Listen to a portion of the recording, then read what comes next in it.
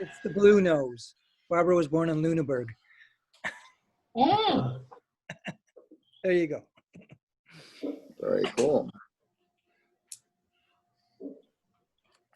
Okay, just so people know, I've just turned the recording on. Now we have to behave ourselves.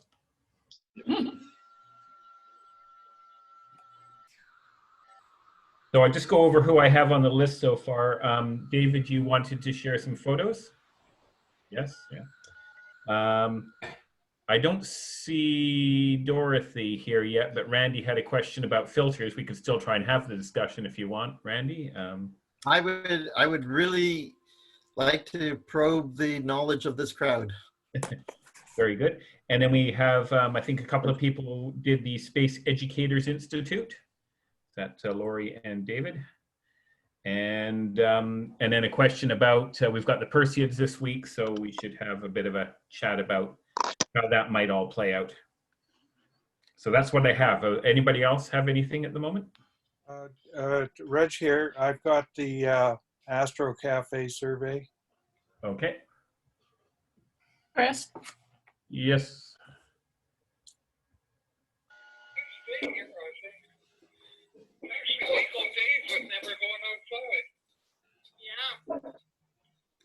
Was that for us? No, maybe not.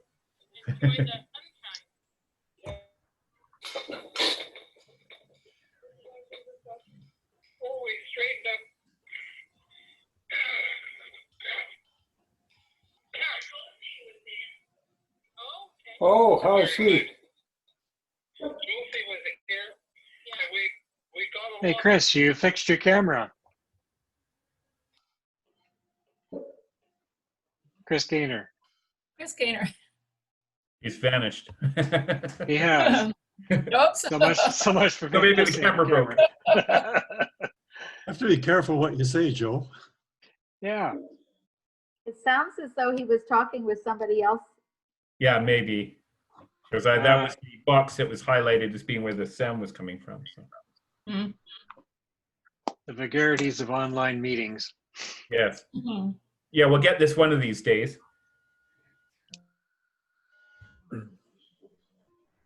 We're at 21. Well, why don't we get started, and then people can just come in as they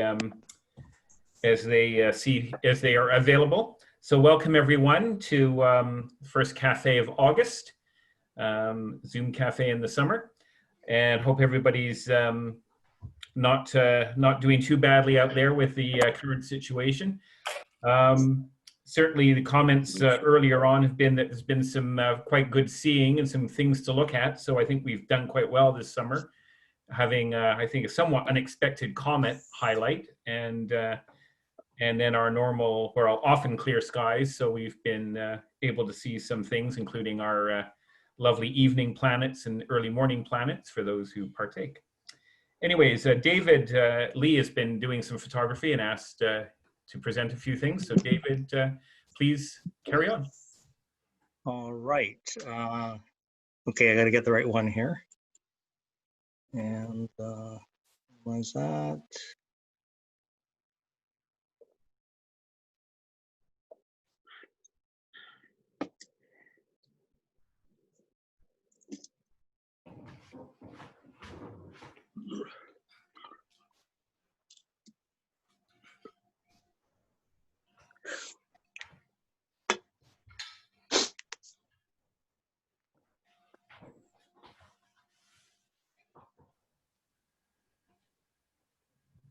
Can everybody see that? Oh yeah. Okay. So Nice. this is actually taken with my phone. Actually, it's my favorite shot out of the sequence. But it was kind of a parting shot as I left the site. I know a lot of you have asked me where I was. I was just out at Rethit's Bog, which is not very far from my place. Mm-hmm.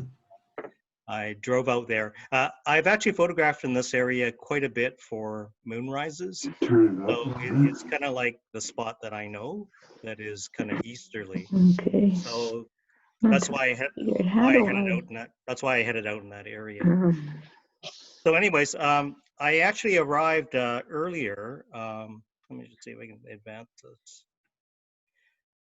When I arrived earlier on the 8th, this is really funny talking about the 8th and the 9th, but the reality is it kind of crosses over. Like when I arrived at around 20 to midnight, it was just barely there. Like I could see there was a glow in the eastern horizon, and I just set up and just waited. There was a fair bit of cloud, but it kind of emerged. You can see on the right-hand image here, the moon and Mars rising. The moon was actually quite yellowy. It was quite colored as it was rising, and in fact, I actually saw Mars first. So not to be confused with this red light down here, which I'm not sure what it is, but some kind of beacon down here. But it was kind of funny. It was kind of competing with Mars. Oh, okay. So the clouds are beautiful as always. I don't really mind a little bit of atmospheric trouble. It always kind of adds to it. It is really difficult to get this shot because the moon is so much brighter than Mars. So you do end up having to do a composite. Now, interesting enough, the moon and Mars rising, because the moon was down a little bit further, I was able to actually just shoot it in one shot. So this is actually not manipulated. It's just one shot. And then for the final piece, what I thought I would do, you can see I put in a little bit of an arrow so you can actually see where Mars was. It is quite tiny, actually. And this is on the 9th. It's amazing how much it progressed from being like almost like 1 3/4 degrees to like 1.5 degrees. So like it just took like an hour or so. And it got quite a bit tighter. And then, of course, it could have moved apart as well, or apparently moved apart. So I actually produced an inset just so you can see the color. It was an absolutely beautiful salmon color, and I really enjoyed the 60 degree view in my binoculars as I was viewing this. So yeah, that's what I did. And I know some other people saw it as well, so probably people should chime in. And Randy, I know you took a shot. Did you want to comment?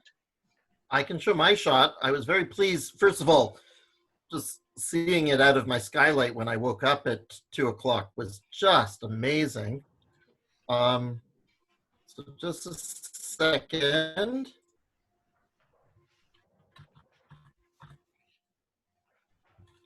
And share.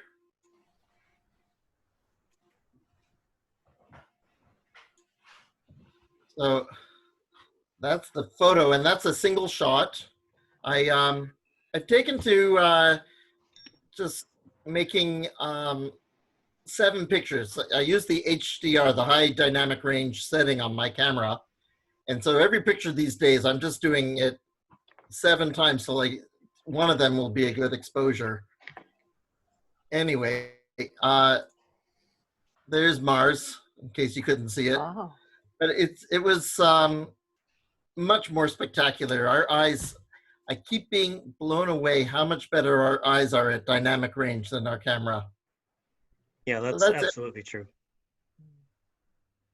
And it was fun. I was out for, probably 2 hours Sunday morning, and just watching the moon just move by the Mars. You don't really see the moon moving with respect to the stars, but when there's a planet close by, you really see it. Did anybody else see it? I didn't really hear of anybody else seeing it. I saw, I took a couple of just not the greatest pictures with my point and shoot. One at 4 o'clock in the morning, and the other one just around 12:30. I think it was late Saturday evening, and then one early Sunday morning. And I shared those to the Facebook site for RASC Victoria. They're okay. I mean, I just want to put it out there. Is anybody take any better pictures? But it was really lovely. I saw it several nights, most nights, but I haven't tried to take any pictures of it. Just Yeah, appreciated its magnificent. Yes. Yeah, the Sunday approach was the closest. It was a 1.5 degree approach. You know, photographically, it's not really as dramatic. I mean, you kind of, I find myself wanting to put those insets in because yeah, the view through your eye, though, on the other hand, like through binoculars or a small telescope, was absolutely amazing. Photographically, it lacks something. But David, it's good memory. David, was it close enough to see like the polar caps and stuff? I wouldn't say that. I mean, I'm not really trying with a very long focal length, right? I'm only shooting with like 280 millimeters. You're not going to really see any detail there. Okay. Yeah. I didn't put out any. And really, the detail really comes with doing video work, like John is doing. You pretty well have to catch moments of good seeing. Now, if it's good seeing for long periods, then maybe you don't need it, but it still always helps if you do it that way. Very nice. Thank you. So, any further comments? Or so we've had. I think we're certainly getting some nice things to look at and photograph. So thank you for sharing those. Randy, did you want to pose your question? No. Okay.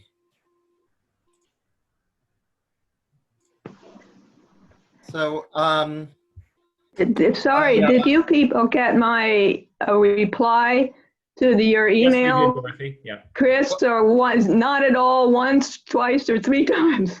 Twice. I got it twice. So, on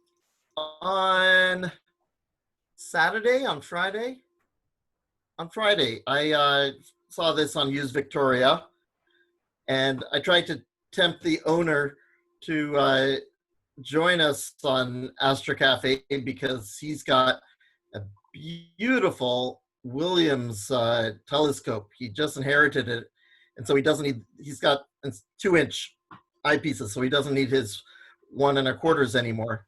Anyway, it's a nice set. It's a beginner's set. They keep talking about it. It's got these plossels, and the 6 and 8 millimeter plossels are of absolutely no interest. But I was kind of keen on the longer focal length eyepieces. So that was part of the reason I bought it. And then it had 6 filters. And I've been wanting to see how filters go. So this is my main eyepiece. This is a from Bruce Lane from Quirky Science. It's a Ultima Duo by Celestron, and I just screwed the filters in at the bottom. And as everybody's been saying, the seeing on Sunday morning was spectacular. So Mike Nash also was out, and I was hoping he was going to join us today because he's been taking these amazing pictures. But this is exactly the same moon that I was looking at, and look at the detail that he's getting. But I decided to use each of the filters, looking in particular at Clavius, which is a crater that I know very well. It's got this lovely calibration curve right in it, going from about 30 kilometers down to about 15. And then the ones here are about 8 kilometers across, and the ones here are about 4 kilometers across. So it's a really very useful crater to actually see how much you can see. And then the other thing is this string of craterlets here. It's called the Catena abulfeda. Catena just means chain. And it's bloody difficult to see. I have often tried to see this, and in my 6-inch, you don't actually see the individuals. You just see that there's this kind of straight line coming off crater abulfeda. Very hard to see. So, well, here are my notes. I just want to go through them. So I first put in the orange. I said, pretty good. Green, not helpful. Blue, better than green, but not much. Then I went back to the orange. Yep, the Catena abulfeda is really more visible. Then I did deep yellow, even better, question mark. Wasn't sure. Then like green, it was useless. I said green cheese. Clavia is good, but I can't see the Catena. Red, eerily dark, too dark. Then I did the ND means neutral density. They call it a moon filter. Nice color, doesn't make the Catena pop out as well. Back to the deep yellow, really much better, especially the Catena, and back to the orange. So I did the orange a third time, and it wasn't as good as the yellow. Yellow wins. And then, here's where I'm thinking, Dorothy, you always answer so many amazing questions about how the eye works. So that's my question for you. Why, in something which is pretty black and white, the moon, is the yellow and the orange helping me so much? Good question.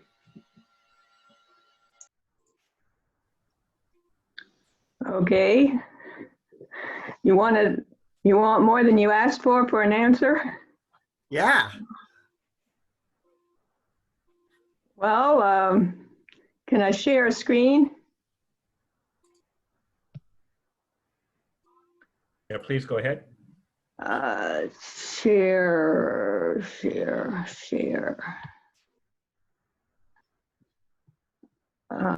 Now I need my desktop.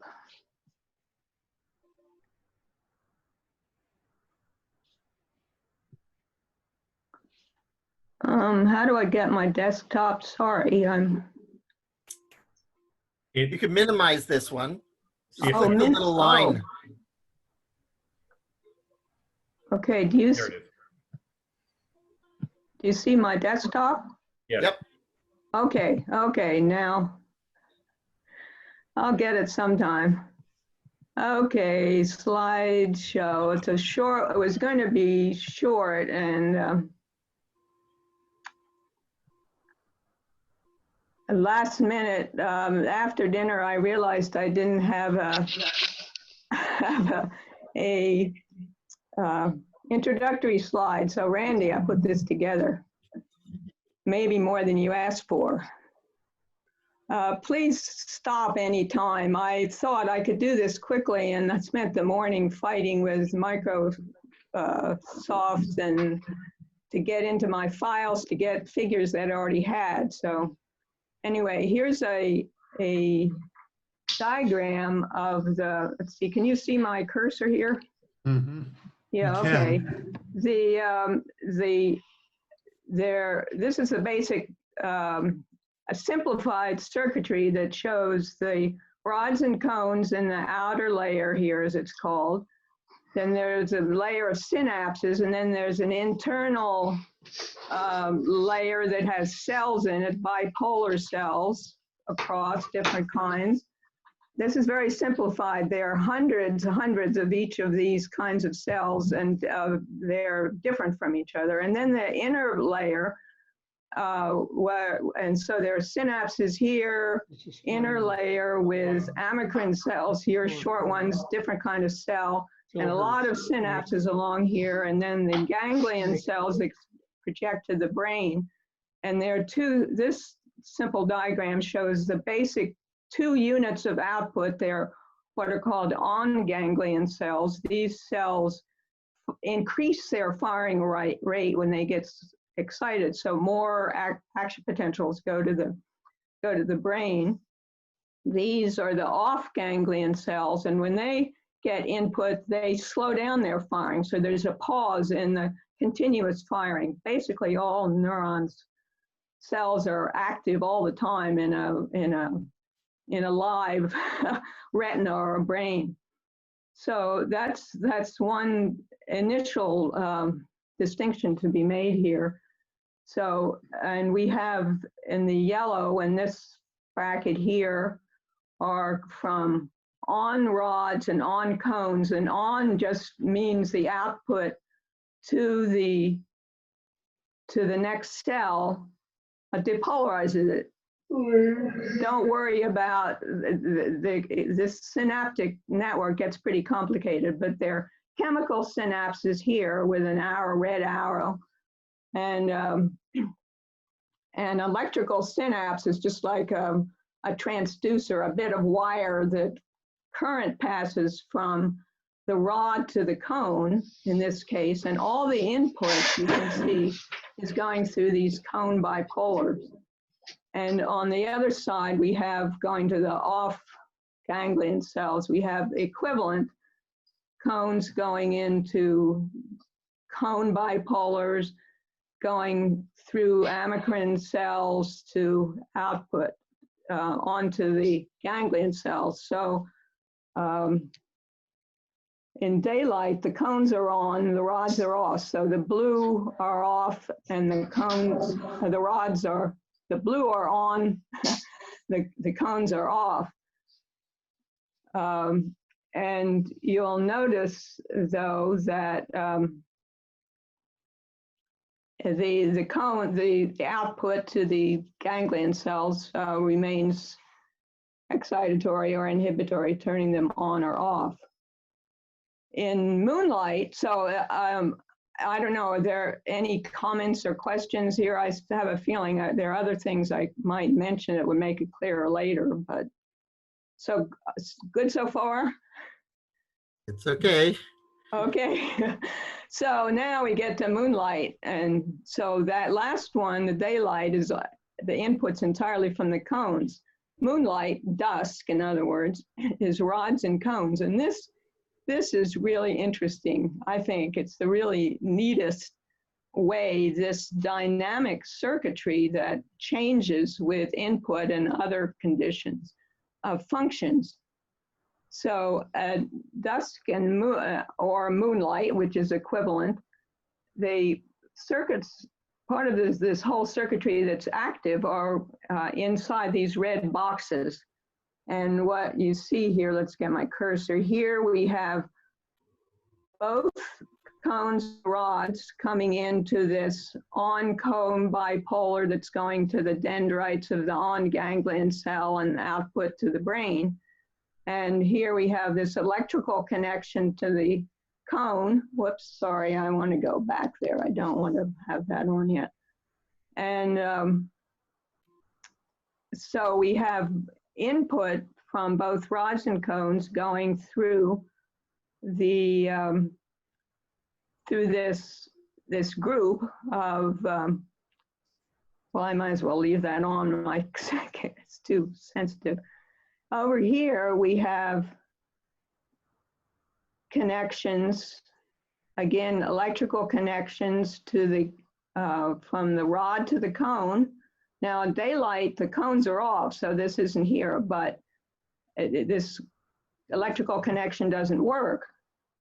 It's shut off, it's closed. It's like you've opened an electric circuit, but now when the rod becomes active, we have current flowing between the rods and cones that are connected this way, and the total depolarization.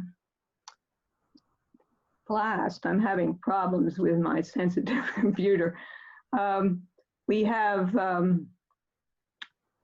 input to the off ganglion cell direct through this off cone bipolar cell.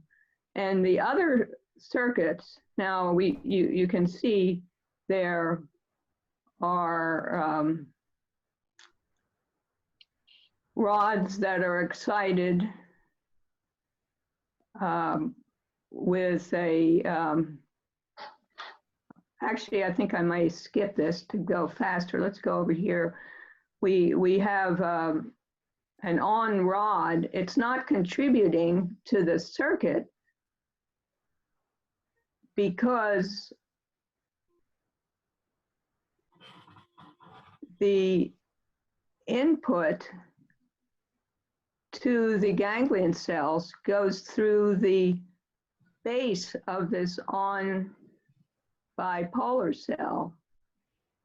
And this connection is not operating when in this reduced light situation. if we go to starlight, the boxes show, which is entirely rod, boxes show what is active.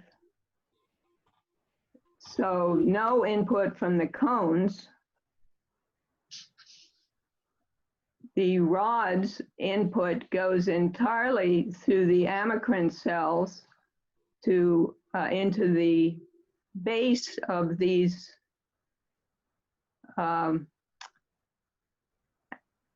bipolar cells right at the level of the synapse. Now this I haven't mentioned, but I need to say that none of these cells in the retina are generating action potentials.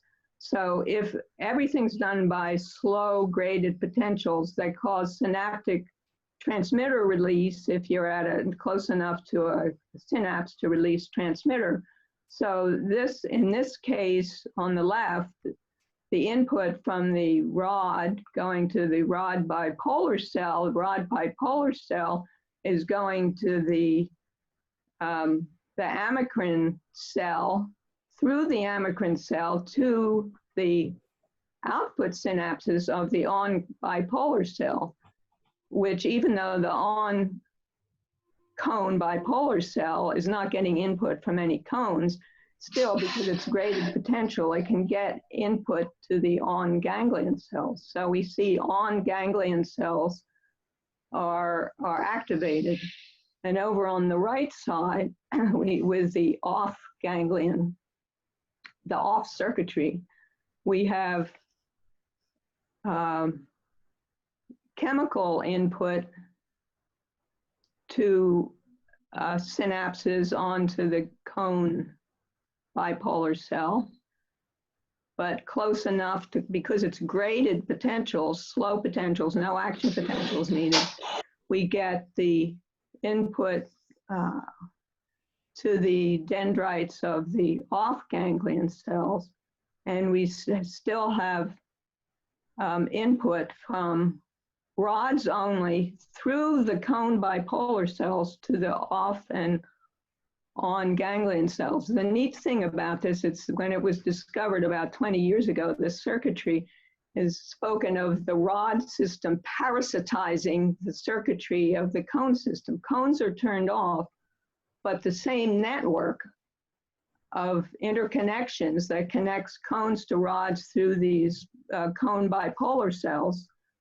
and amacrine cells is still, parts of it are used by the rods. So the rod system has no direct output to the ganglion cells.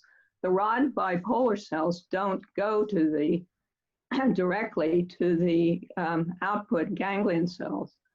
And there's one thing that's completely missing from this, and I won't get into unless someone asks more about it, and we talk about dynamic system, but is in this level, in the what's the outer plexiform layer, where the first synapses are, there is a whole group of horizontal cells, they're called, that connect across the retina at this level and mess up all these signals, electrical and chemical, in a very precise way that adjust our visual system. So, sort of clear so far? Miles just said no. Do I hear anything? Yeah, it's amazing. Wow, you're a smart person, obviously. I have a question for you, Dorothy. Yeah. How long does it, is there an optimum point? Like I have to use a neutral density filter all the time when I'm looking at the moon and even Jupiter some of the time. Is there an optimum brightness where you get both of them working? And if so, that there appears to be, how do you know what it is? And how long does it take for your eye to adjust? That's really good question, and actually it kind of leads into where I think I'm going. I spent the morning struggling with Microsoft Office to let me even get into my files, so I kind of put this together in a hurry, and I'm not sure if I remember. Actually, I'm going to skip that and go to this slide to. Maybe I'll go through and come back to that question or remind me of it when I get through to the end, okay? Yep, fine. Gary, yeah? Yeah. Fine. So, okay, so in addition to all this dynamic circuitry that's dependent on the light level and the proportion or which photoreceptors in their proportion determines what the output is that goes to the brain. There are also circadian rhythms in the retinal network. This, I say independent, this is completely separate, and you can excise an eye and put it in a dish, heaven forbid, and you'll get this circadian rhythm. It's not connected, it's not related, it's not getting driven by the circadian clock that's in our brain. So it involves melatonin, which is synthesized by photoreceptors, and melatonin release from photoreceptors is at night, and it's the other major chemical is dopamine, which is secreted by neurons in the inner part of the retina, and dopamine is secreted during the daytime. So this is a feedback circuit. It's like a little clock, basically, that runs very reliably as long as it's allowed to in normal, excuse me, normal lighting conditions. Melatonin inhibits the release of dopamine, and dopamine inhibits the synthesis and release of melatonin, and so you get this interaction, a cyclical interaction, and a circadian clock that's in the retina itself, and that's going to sort of fine-tune, set the background for how that circuitry we've just been through very quickly operates.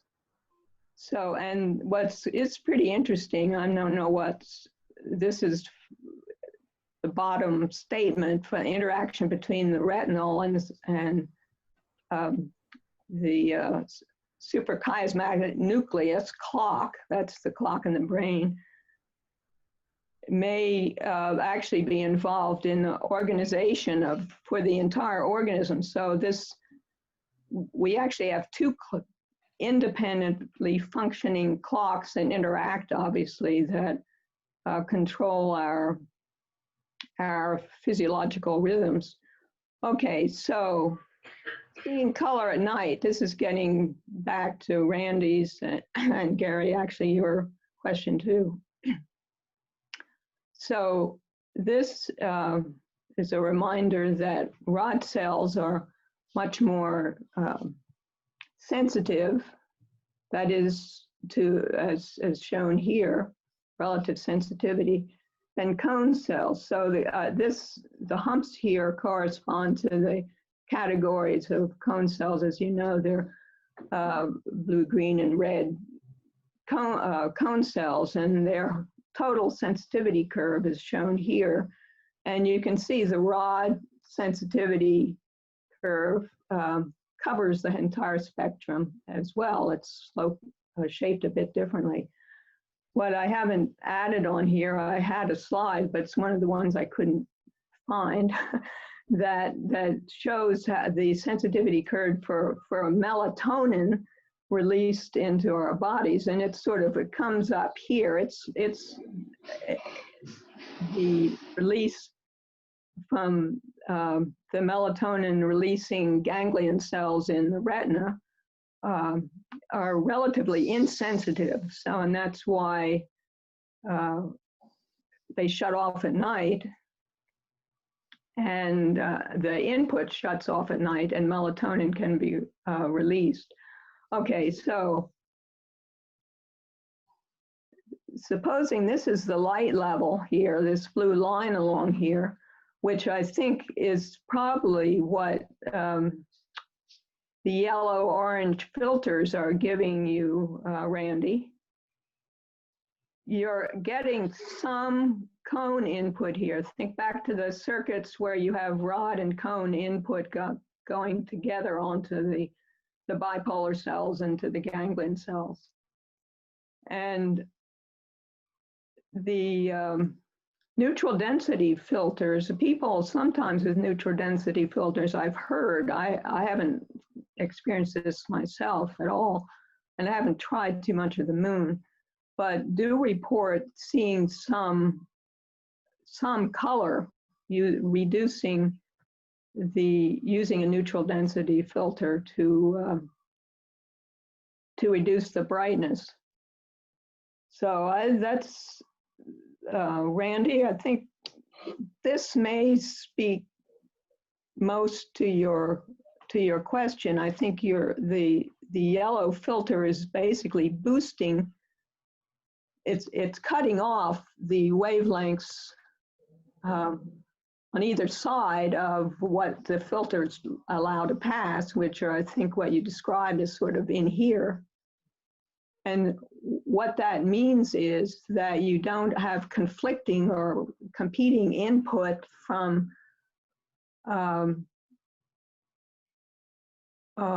rods and of course cones that are below this level of intensity. And this comes, I knew there was something I forgot to include, but I think I can describe it here. That horizontal circuitry in the retina involves lateral inhibition. So supposing we have a light here that's even down here for cones. These cones are yellow cones.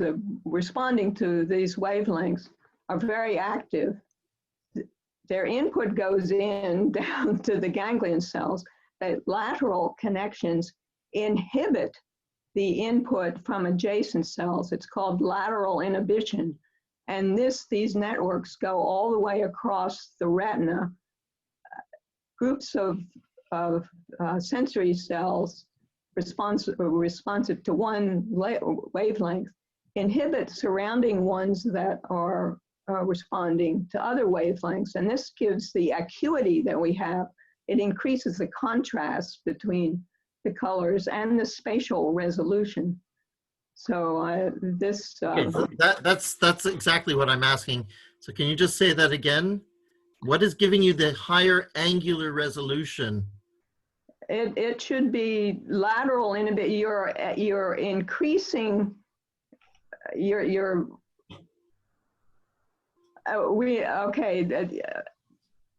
if you're I wish I could keep this. Okay, so here's where you're looking. Without your filter, you have cells over here and over here that are also laterally inhibiting the wavelengths that you're looking at. But if you eliminate them by using your filter, then you've reduced the lateral inhibition that's coming from the side to the wavelengths that you're looking at. So you're basically focusing, you're increasing the resolution by increasing the contrast between active and less active and inactive neurons. And Dorothy, this is amazing. Do the cone cells and rod cells compete, or do they add?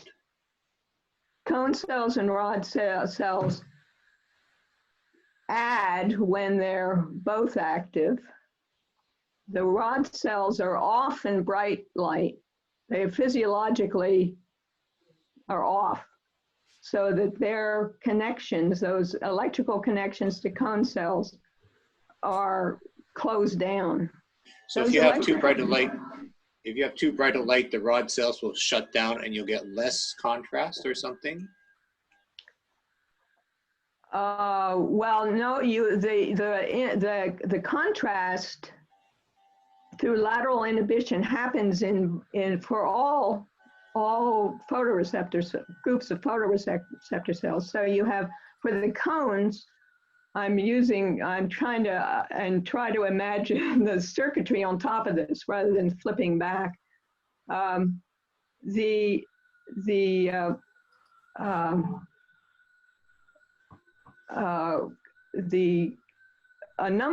small number of cones of a particular wavelength in a particular part of the retina converge their input to a ganglion cell. And that active group is made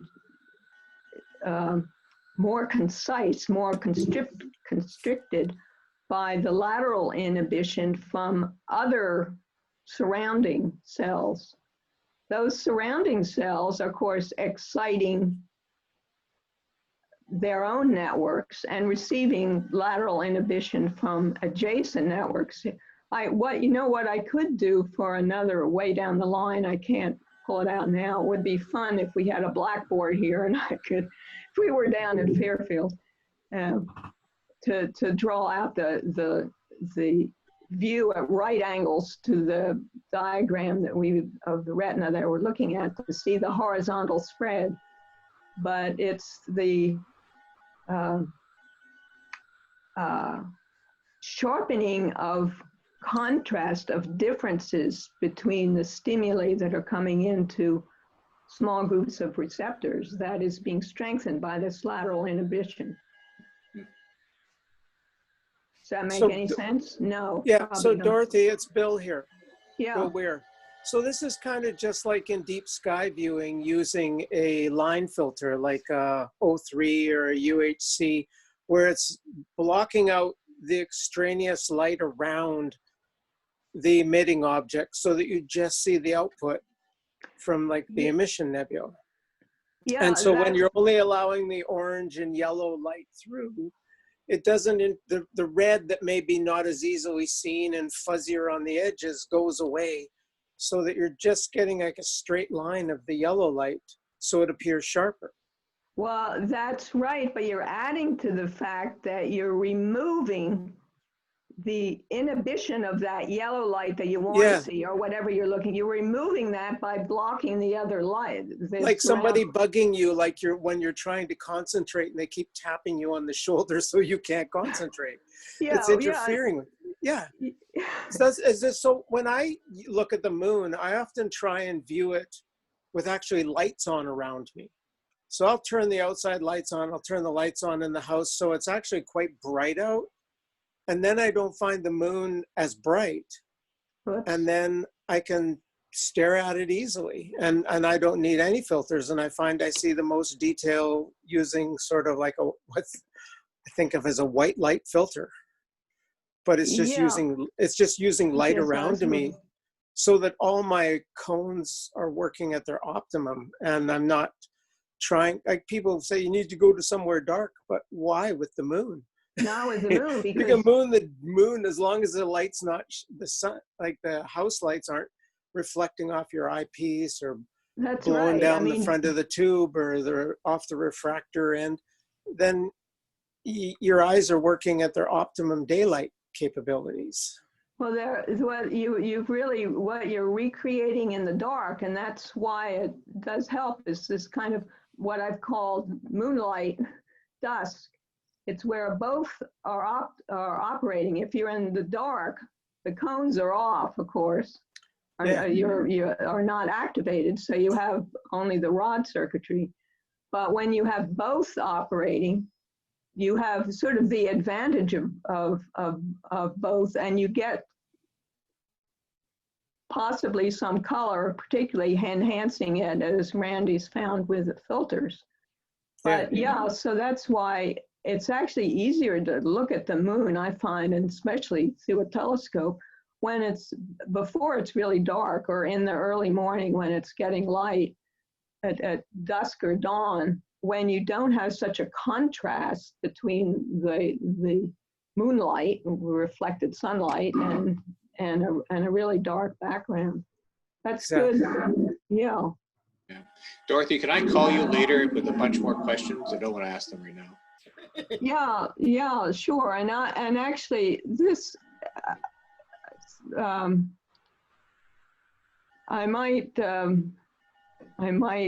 subject you to one or two slides somewhere down the line, maybe not next week, and I think Randy's going to be away, but to with this lateral inhibition, because it's really, it speaks to how we see edges, and also to actually our use of averted vision at times, it strikes me. And I think it might be a fun thing to, and interesting, possibly useful to go over. So should I go on? I'm close to the end. Yes? Yep. Can't see anybody nodding. So seeing color in bright nebulae. I just had to bring this picture in. This is, this speaks to what Bill was just bringing out. This is a sketch. I just can't believe it, and I put it up whenever I have a chance. This is a sketch by Howard Banish, who has an amazing article in the latest, is it Astronomy magazine? Sky and Telescope, and the latest one on the ring. Many articles. Yeah, no, but the latest one on the ring nebula and getting colors in it, and how he's built it up. But so this sketch, of course, was made over a long period of time. He gets out to dark sites, and he has a 28-inch scope, and many, many years of experience sketching and observing. But he has found, he tried, he was skeptical, and I was too, and sort of when I first read about a technique, and see what we have in the next slide, of how to add the color, how to see the color. He had all this nebulosity drawn and observed, but how to see the color. And what he had, besides when he's out, dark sky, of course, you keep your circadian clock adjusted, because it's always after dark, nothing but red lights. This salad bowl, that baffle around your eyepiece, I think we've talked about that at other cafes, keeps side light coming in, even starlight coming in, and it really works. I heard a laugh there. Was that you, Gary? I don't know. I should have got a picture of my salad bowl on my little 15-inch, and have a smartphone or a flashlight handy if you want to see color, because it turns out that what someone discovered, and Howard has now found really works and is using, is that having completely dark adapted your eyes, seeing everything you possibly can, a brief, as he said, he accidentally looked at his phone to see the time or something or other, got this flash of white, thought, oh no, turned it off, looked in the eyepiece and saw color. So what must be happening in these cases is that in the completely dark adapted eye, if you very briefly flash a brighter light, you get light that's above the threshold for cone cells, and you get some color. If you keep the light on, you're going to, of course, lose all your dark adaptation, all the other parts of adjustment in the retina that are included in dark adaptation. So it's got to be very brief, but then you have the opportunity of seeing it. And I think, Bill, is that maybe what you were sort of getting at too, and seeing seeing color in the dark. Yes? No, I was just thinking in terms of that was sort of how the yellow filter was working, kind of like a line filter, just to see nebulosity, and that it cuts out other background light. But yeah, this is interesting. Yeah, it is. So it's just a plastic salad bowl that you cut a hole through so your focuser goes through it? Yeah, right. Shoot, maybe next time or a week after next sometime. I have some crazy pictures of my salad bowl on my 15-inch, and this is a lot of people have done that it was actually Chuck Detloff who started the Oregon Star Party and makes telescopes, made beautiful 20-inch for miles, which got ruined in when I flipped our truck. No laughing matter. And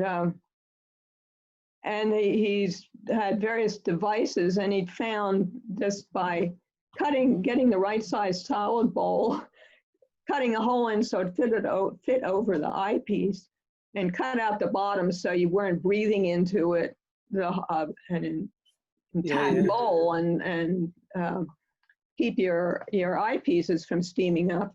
That cutting out the surrounding light that you get from starlight on the absolutely darkest night, and it really is amazing. I get into it into my salad bowl and my eyepiece, and I just want to rest my eyes. Maybe I'll just close them. I'll stand there with my head, or look around in the salad bowl with keeping my head under cover. Miles wants to add something. Yeah, Chuck says that the salad bowl increases his sensitivity half a magnitude.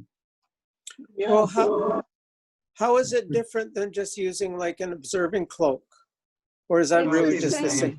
It's the same. So I've got one of those hoods that comes, monk's hoods, that comes way, way out.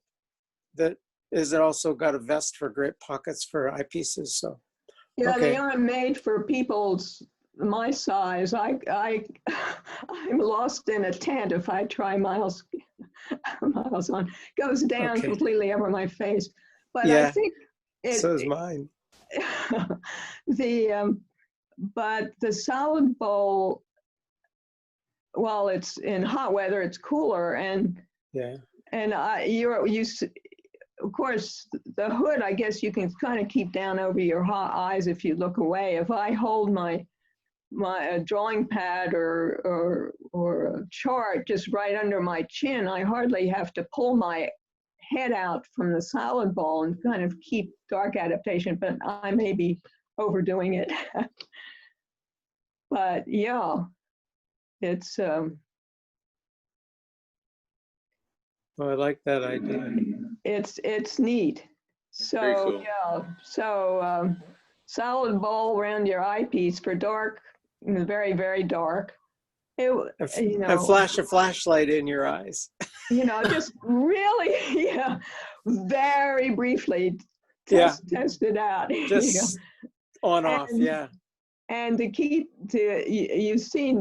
a healthy retina and the adjusting it, and it's still being worked out. But the slide I had about the circadian rhythm in the retina itself, that's keeping all those hundreds and hundreds of thousands of neurons of each of those types. And there are only 5 anatomical types of neuron in the whole retina. But each of those categories has many different varieties, and they each make many, many, many synapses with each other back and forth. So it's really an incredibly complicated network. It's a brain in itself, really. And to keep it active properly under different light conditions, the circadian clock needs to operate so you have dopamine during the day, melatonin at night. So that's it. Dorothy, thank you. This really adds a whole other dimension. We spend lots of time worrying about our gear, but there's the human being behind it. Yeah, it's stunning, quite frankly. Yeah, well, it's really neat, actually. But I think it does. Understanding some of the basics can really help the way we use our eyes and look. So that's what I kind of hope I put across. And this may, well, I'll wait for a reminder, but I think the lateral inhibition is something I was going to talk about a couple times in talks in the past, one couple years ago, on 1 photon received, 1 photon perceived, incredible, but we got bogged down, not bogged down, I'm tied up with a lot of interesting questions right in the retina, and I never got right at the biophysics in the retina, and I never got to the lateral network. Anyway, that's my spiel. Well, thank you for asking the question, Randy. That was really Thank cool. you for that answer, Dorothy. That was great. That was great. Yeah. Maybe we'll move on, but that's something I think would be great to come back to in the future, some more information and and how we may apply that, because it sounds very useful.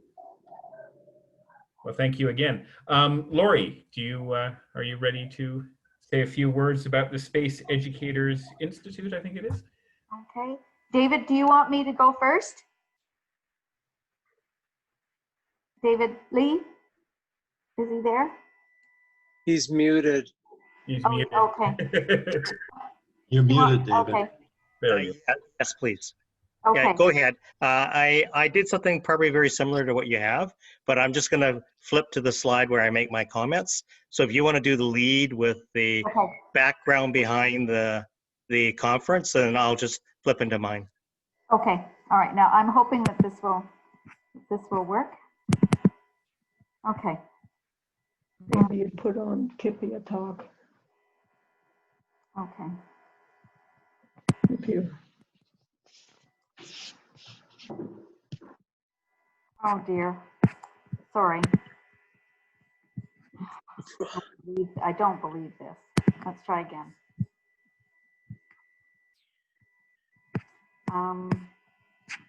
Let me try again here. Yeah, if you share the whole screen, you can get anything on your desktop. You know what? I don't know why I do this to myself. Every single time I wreck this completely. Okay, where do I get my, I just want to get into PowerPoint. There we go. Okay, does everybody see this? Not yet. Not yet. Oh, I don't believe this. It had come up and then it went away. Yes, and then it went away. Hold on for a minute.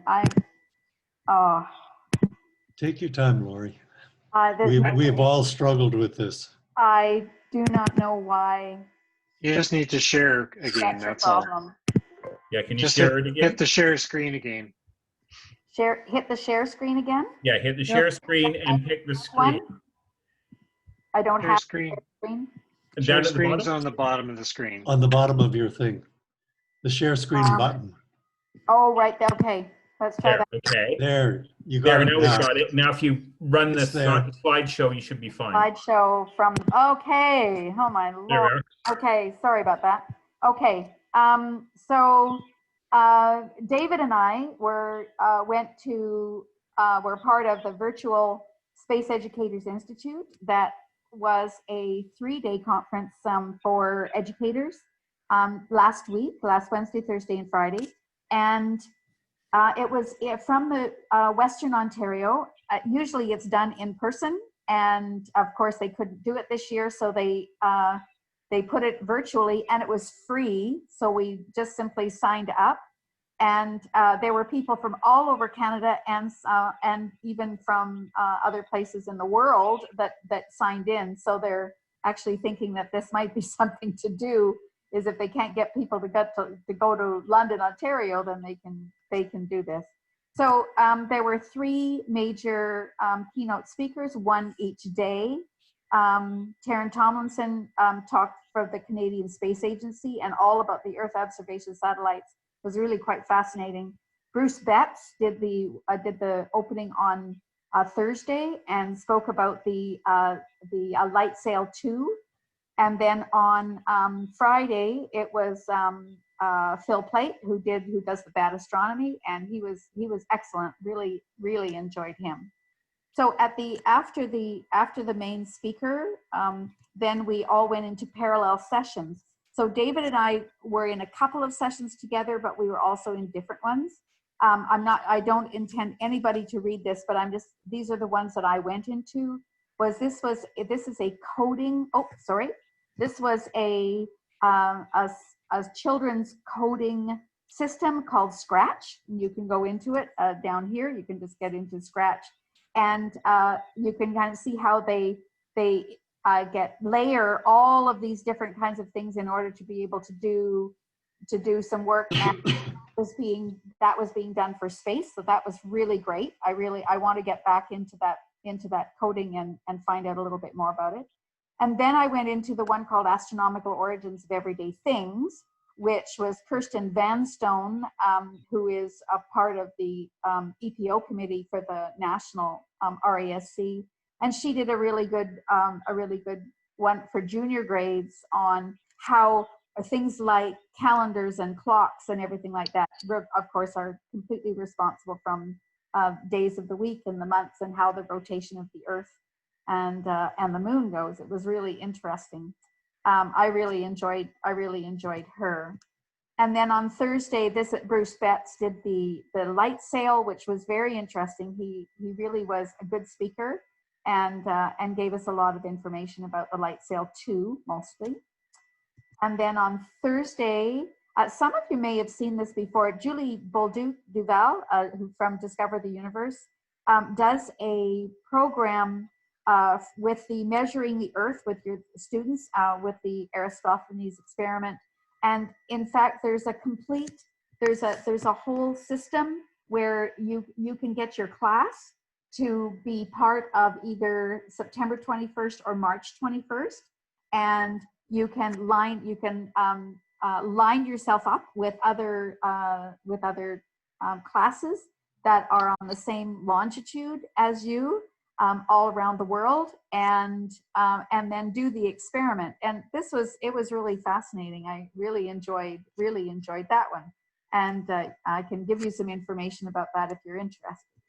And then an interesting one that has actually just kind of come up on the RASC site a little bit was to listen to Hilding Nielsen, who is an Indigenous astronomer, one of the only ones in Canada, and has been working with trying to do the two-eyed seeing and try and pull Western and Indigenous knowledge together. There's been a little bit of some controversy a little bit online with him, but he gave a very good lecture, and I was really quite impressed by his by the work that he did. So he gave some tremendous resources that I can give to anybody that wants them, and about the way in which Indigenous resources are being used. So that was really an interesting one. And then Phil Plate did the work on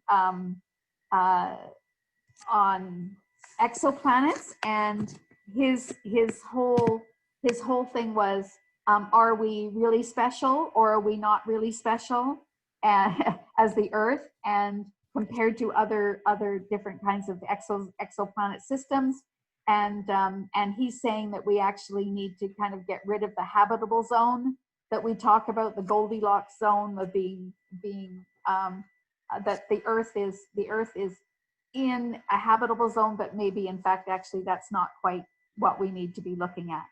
So it was a really, really terrific speech. I really, really enjoyed him. And then Nathalie Willette talked. She actually works with IREX, with again the exoplanet survey, but she actually talked about the James Webb Telescope. She's a fabulous speaker, and it was just terrific. I really, really enjoyed her. We need to get her to do some work with us.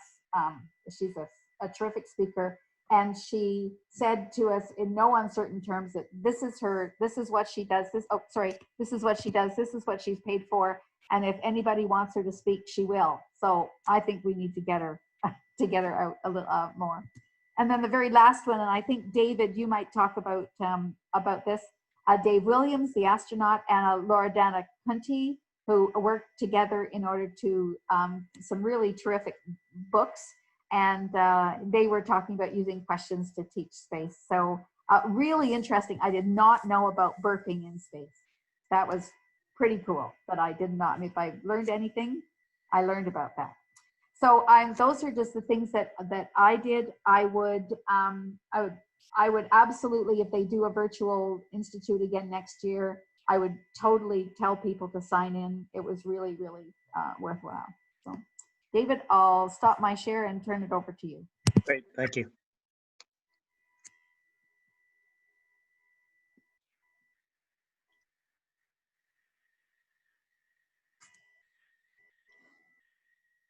Okay, everybody see my screen?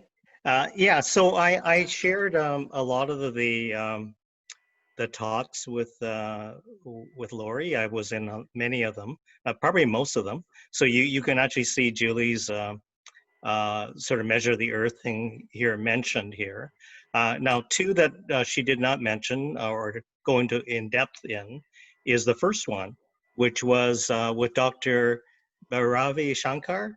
Now, she is actually a big advocate of open data. Now, I don't know if many of you know my background, but outside of working in the IT field, I mainly supported geographical information systems.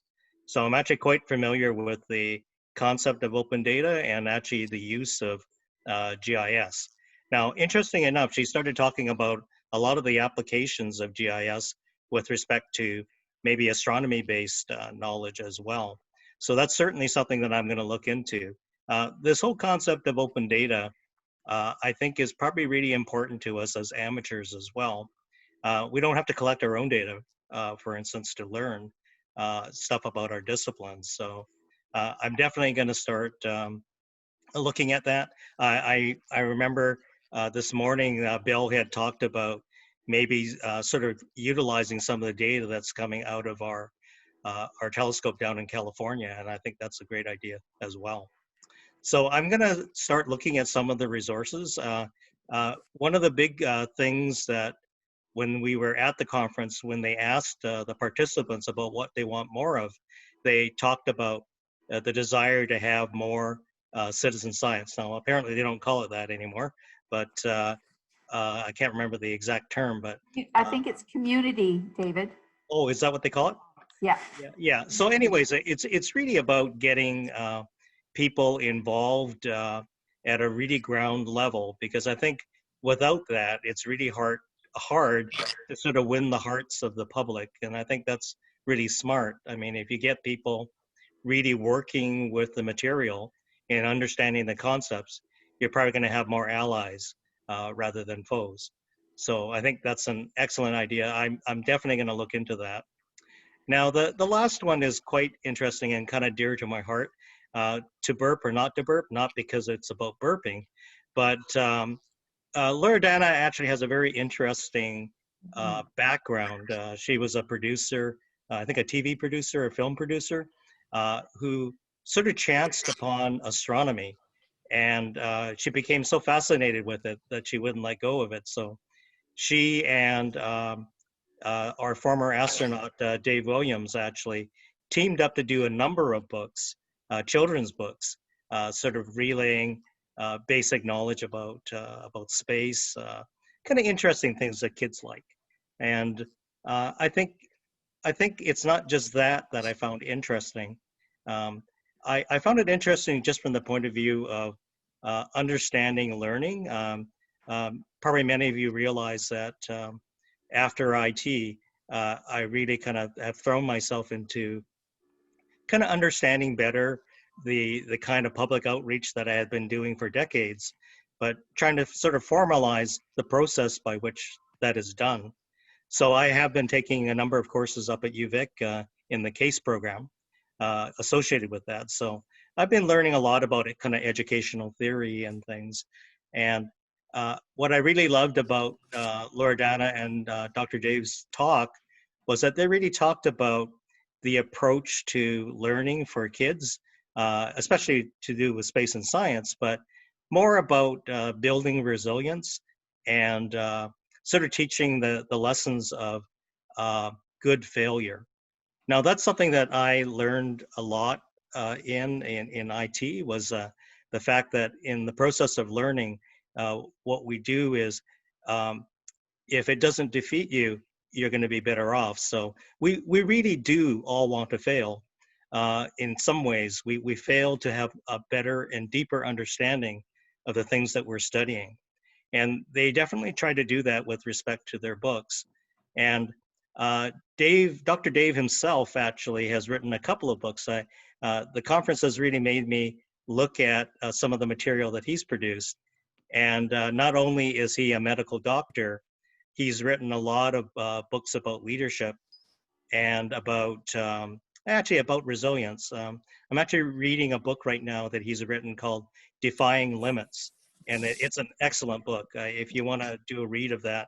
I don't know if many of you follow kind of astronauts' diaries or their biographies, but this particular one that Dave Williams did is an excellent book.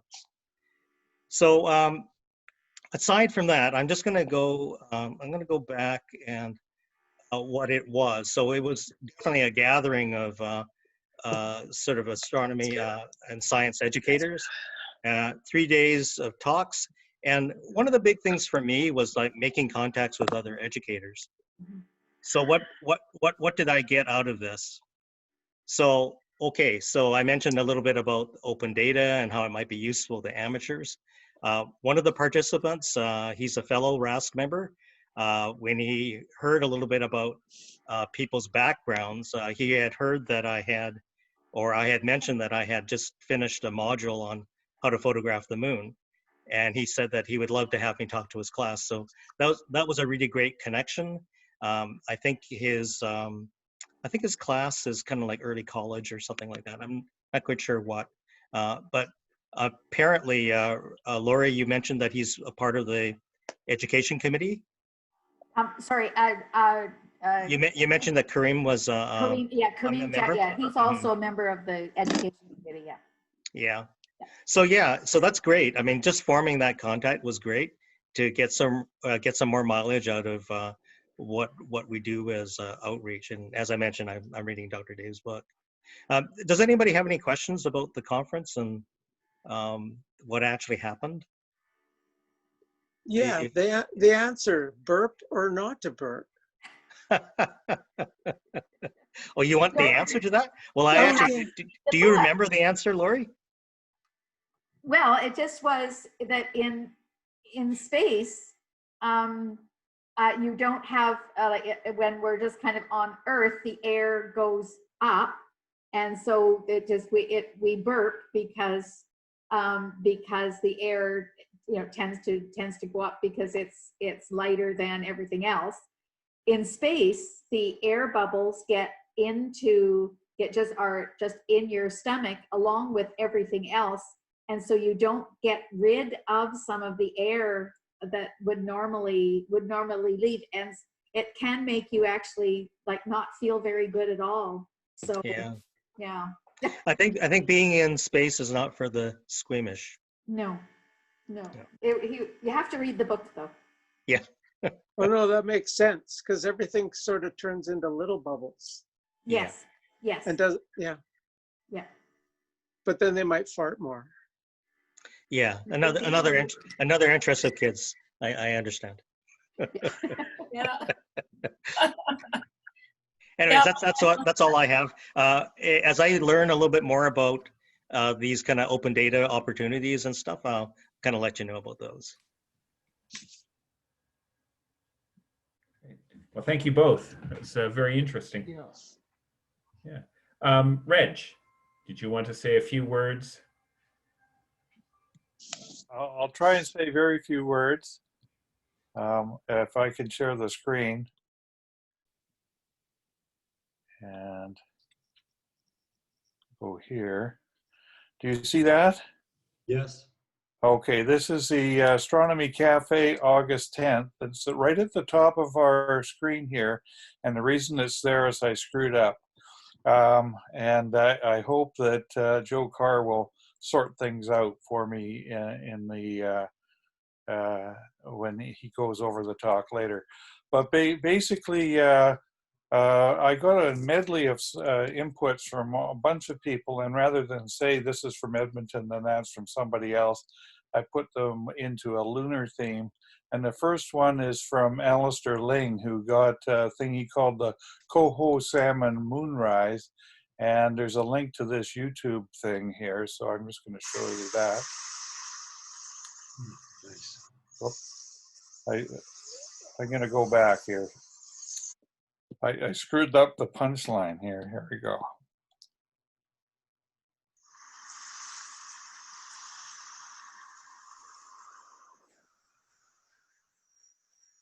Doesn't seem to. Lovely. Beautiful picture, and it gradually changes color as it gets higher. The full screen doesn't seem to be working properly on mine, but just another excellent example from Alistair, a man who never sleeps. Great input from Edmonton. And he called this the Coho Salmon Moonrise for some reason. I guess I don't think that he just made that up himself. So Maybe it was the color. yeah, and look into our local moons. And the reason it called coho salmon, it then goes to the next site, which is about coho salmon, but we'll get off of that. So just shows you how the system works.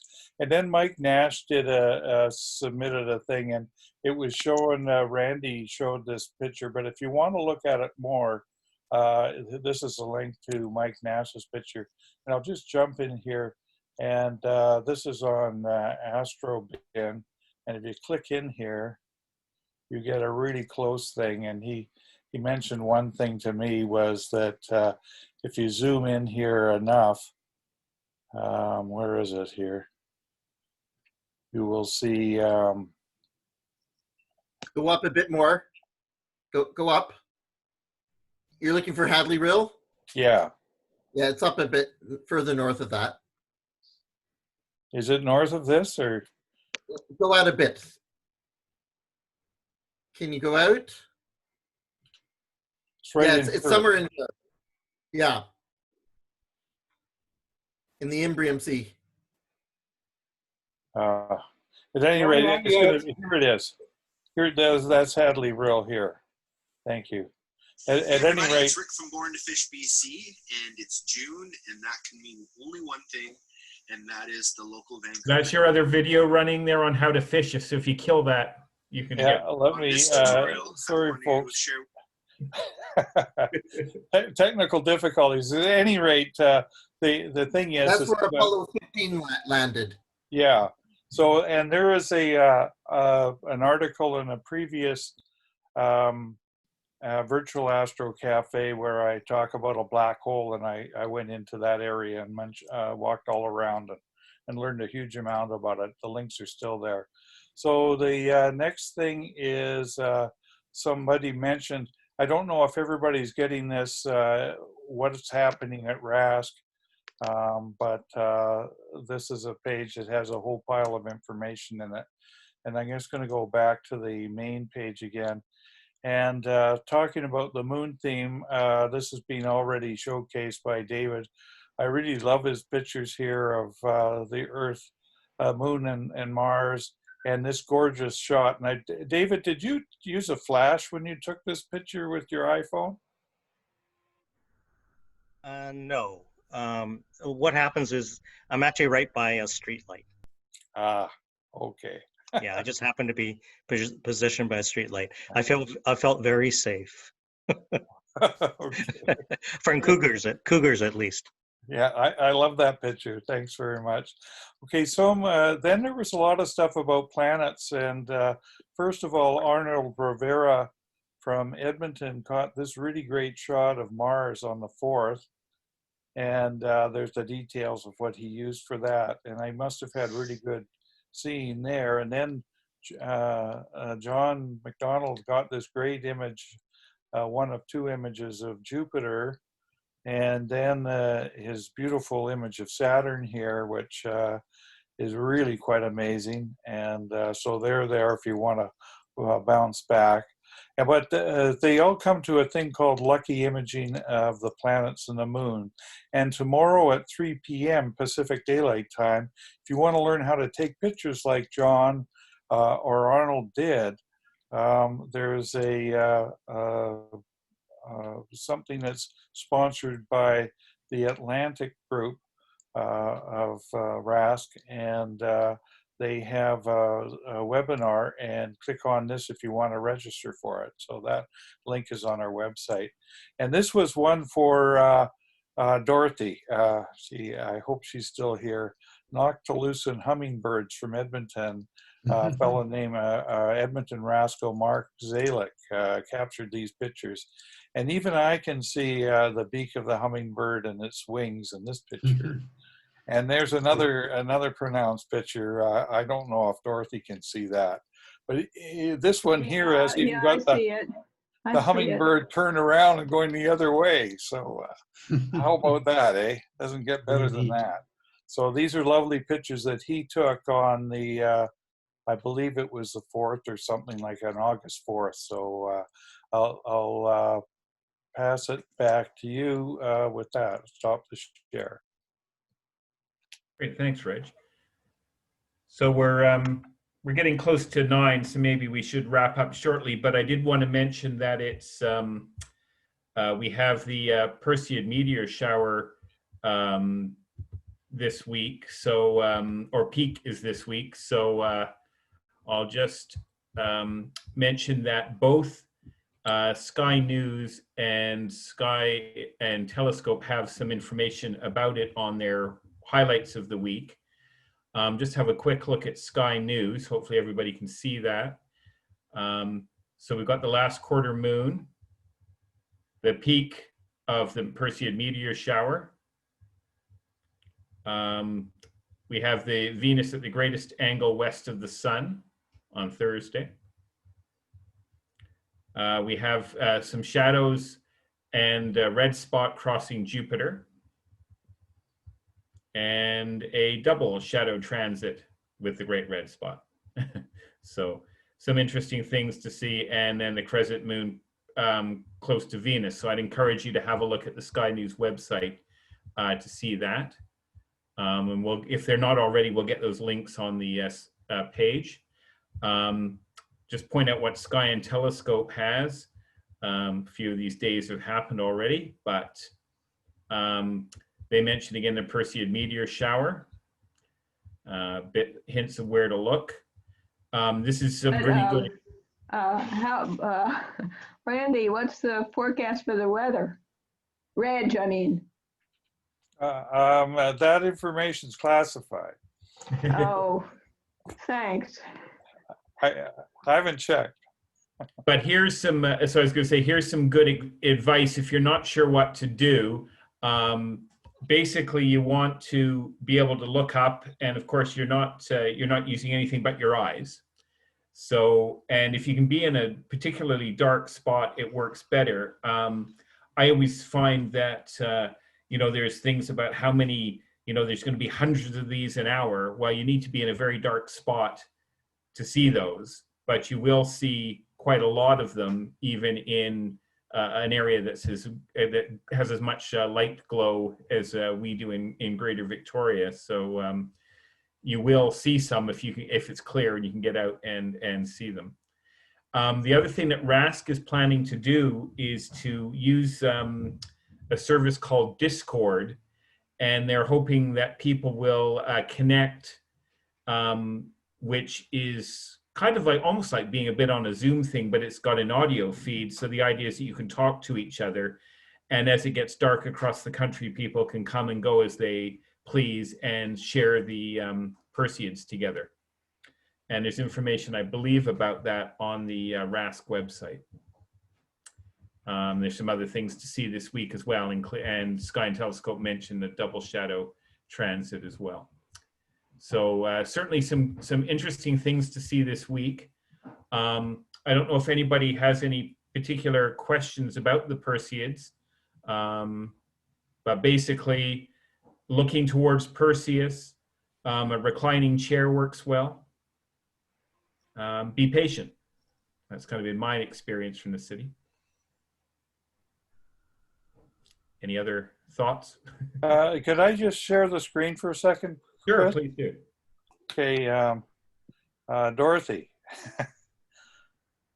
here's the cloud forecast for tomorrow night, and Vancouver Island is here, and it looks like things might, it looks a fair amount of cloud around the southern tip of Vancouver Island, but there are some clear spots around midnight. So there you go, real-time weather. Just in time for the moon to come up. Yeah. The Discord thing should be fun. Yeah, I see you've So if been chatting on that. Bill, do you want to say a few more words about it just before we wrap up? If anybody, is anybody doing the Explore the Universe listening in things every other Thursday? Yeah. Yeah, so Jenna posted the link to because Discord, I guess, is like a gaming chat line thing with individual sites within it for the different games and stuff like that. And that's what they're using as their chat group, is using Discord. And so I've been tuning into, like checking into it regularly, because on it are usually a lot of really new to the whole hobby thing. So it's fun just passing on a little bit of information, quick little things when people have questions about stuff, and answering them for them, because they're all enthusiastic new people to the hobby, trying to work their way through the Explore the Universe thing, because you don't actually have to be a RASC member to get that one certificate. Anybody can get it. It's open to the public. So it's kind of like a lost leader for the society. And so, yeah, it's a nice little thing to just be able to help out new to the hobby people. Show them that we're welcoming and encouraging, because a lot of them seem like they're young. And so I think that'll help, you know, because you look at these little squares, there's not a lot of dark hair involved in these squares. Or hair. Well, I have to get out to a good dark sky site to see the meteors, because they've increased the lighting around my place. Yeah. Can't be looking out my living room window, Gary, because there's nowhere else to look. Well, I live in a forest, so I don't really have much of a sky. So, and actually looking north is probably the worst way to go, because they're coming from the northwest as Perseid rises. So, okay. you know, Northeast? I'm probably going to go out to Pearson, and because that's where there's Wi-Fi, so that I can actually tune in and just put a lawn chair on one of the pads and sit there and see what happens. Maybe drag one of the scopes out from inside. I don't think anybody's tried out that new 10-inch Star Master that they have. Well, it's an old 10-inch Star Master, but and play with it for a bit too. So if a few people wanted to wander out, it's a safe place to social distance. I will probably swing the gate closed behind me when I go up, but it's really just lift it and move it and drive past and then put it back to drive up. I'll get there about 10. Since all these meteor showers are the results of Earth passing through a comet's, like the remains of a comet's tail, wouldn't, with every progressing year, wouldn't the meteor shower get a bit weaker until the comet returned? The thing about Swift-Tuttle is, so that's the comet that went through. It's been passing past the sun for thousands of years. The first observation of it was in 69 BC or something like that. And then in about 188 BC, 188 from zero, it was spotted again.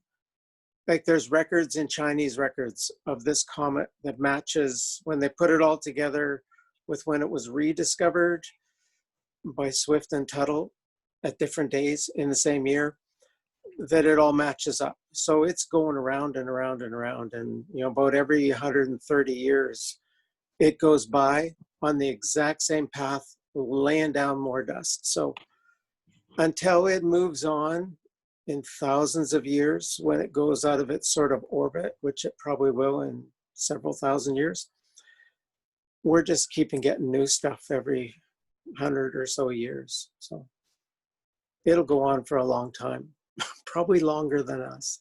It's probably all sort of, you know, some of those little meteors are little wee ones, and they're like the size of grain of sand, right? So they're Yeah, they're not big. Yeah. When I was doing a little looking up on it, it's actually the largest regular object that cruises close to Earth in its orbit as like a freewheeling thing. Michael, I think you had something you want to ask? Nope. I was going to thank the education people for the leads because I have 5 U.S. grandchildren who are currently not going back to school. So I'll pass that information on. It might help them a bit. Thanks. Good suggestion. Great. Any final comments for this evening?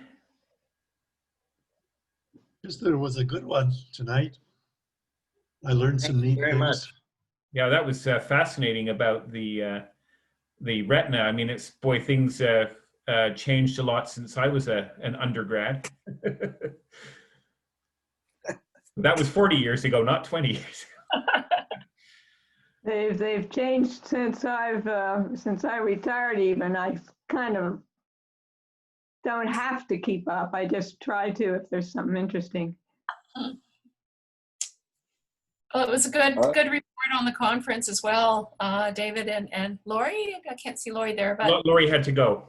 Really, really good. Thank you. Nice to have the opportunity to do that more frequently than not, but it sounded really good. Well, that is Okay, thanks a lot, interesting. everybody. Yeah, it's interesting that we're getting some opportunities that we didn't have before. So there are some positives, I guess. Well, anyways, good night, everyone, and hope to see you next week. Bye.